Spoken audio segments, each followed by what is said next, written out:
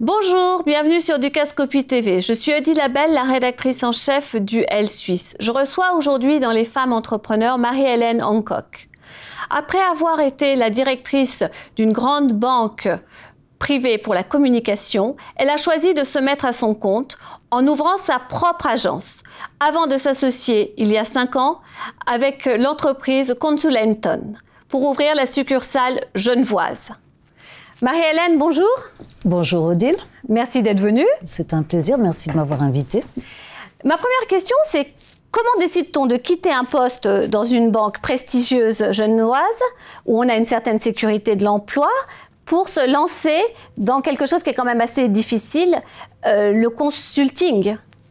En fait, c'était une décision qui s'est construite petit à petit. La première décision était de quitter effectivement ce cocon doré, très confortable, mais où au bout d'un moment, j'avais quand même fait le tour. Au bout de 13 ans, c'est quand même... il faut vraiment trouver des idées après pour essayer de tenir la flamme. Donc c'était le moment de partir, mais en même temps, je ne pensais pas du tout m'établir comme indépendante, me mettre à mon compte. Je pensais trouver un poste similaire, peut-être dans un secteur différent pour changer. Et en fait, j'ai fait un entretien et je me suis rendu compte que j'avais plus envie de travailler en entreprise, dans une grande entreprise comme j'avais l'habitude de le faire, que j'avais envie de retrouver ma liberté d'action et surtout la possibilité de vraiment exercer mon métier, de ne plus faire des budgets, des entretiens, de la gestion de personnel. Moi, ce que j'aime, c'est la communication.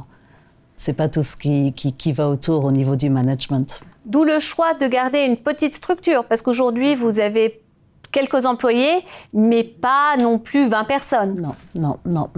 Effectivement, j'ai besoin de collaborateurs très fiables sur lesquels je puisse me reposer et qui aient une grande autonomie, parce que la gestion du personnel en tant que tel m'intéresse moyennement. Est-ce que c'est quelque chose dont vous aviez sous-estimé l'impact quand vous vous êtes mise à votre compte? Dans quel sens? Vous pensiez que c'était peut-être plus facile d'engager des gens, que les gens après travaillaient de façon autonome. Oui. Vous imaginez peut-être pas qu'il fallait vraiment manager. Oui, tout à fait. Non, ça c'est juste, vous avez parfaitement raison. Oui, c'est juste. Et alors, comment après, quand on retrouve son indépendance, on se dit je vais m'associer avec d'autres personnes pour ouvrir une succursale? Mais là encore, en fait, c'était un hasard et puis c'est devenu très vite une évidence. Dans le sens où j'ai une de mes clientes à Genève qui m'a dit « Ah, tu devrais aller rencontrer ces gens à Zurich ». Je suis rentrée dans une pièce où il y avait 3 messieurs zurichois très sérieux. Je me suis dit « Qu'est-ce que je fais là ?» Et en fait, contre toute attente, on s'est vraiment bien entendu. On est sur la même longueur d'onde. En fait, le principe de l'entreprise, c'est une association de personnes qui sont elles-mêmes toutes indépendantes. On n'est pas des salariés. On est rémunéré en fait selon nos clients, mais on a le plaisir de travailler ensemble, de débriefer ensemble. Et moi, j'ai découvert un autre pays avec la Suisse alémanique. Je pensais que je connaissais, mais c'est complètement différent. Et mes associés découvrent la Suisse romande aussi. Et justement, vous êtes dans un domaine de la communication et notamment de la communication de crise. Est-ce que c'est plus difficile dans ce domaine-là d'être une femme? Est-ce que l'on doit suivre le schéma qu'on avait autrefois, la femme carriériste pour réussir les... En cas de crise, en général, les dirigeants d'entreprise se retrouvent dans un certain désarroi. Dans le cas de la gestion de crise, plus précisément, je pense que ce n'est pas un inconvénient d'être une femme. Pas forcément un avantage. Les gens ont vraiment besoin d'être rassurés, d'être soutenus. Donc là, qu'ils aient un homme ou une femme pour le faire, voilà, c'est un peu égal.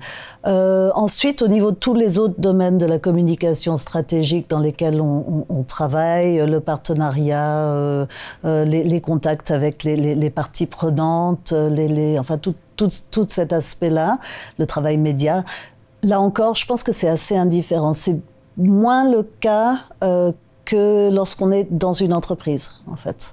Dans une entreprise, je pense que là, oui, il y a vraiment des différences. Il y a le fameux plafond de verre, il y a des différences de rémunération flagrantes, des différences de traitement flagrantes. Ça, c'est quelque chose dans votre carrière que vous avez vécu? Oui, bien sûr, évidemment. Oui. Et est-ce que c'est quand même un des paramètres qui vous a poussé à vous dire non, maintenant je me mets à mon compte? Oui, bien sûr, aussi.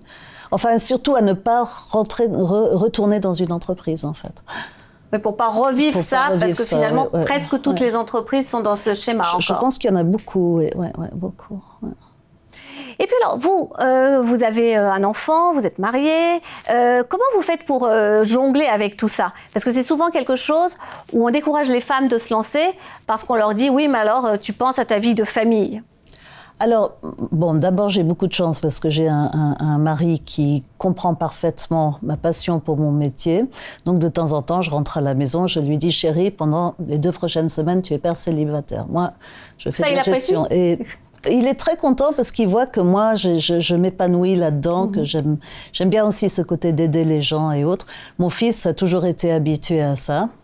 Et puis ça me permet aussi d'avoir au contraire une certaine flexibilité parce que du coup ça me permet aussi de prendre des après-midi avec lui si c'est nécessaire ou d'organiser mon temps en fait comme ça m'arrange.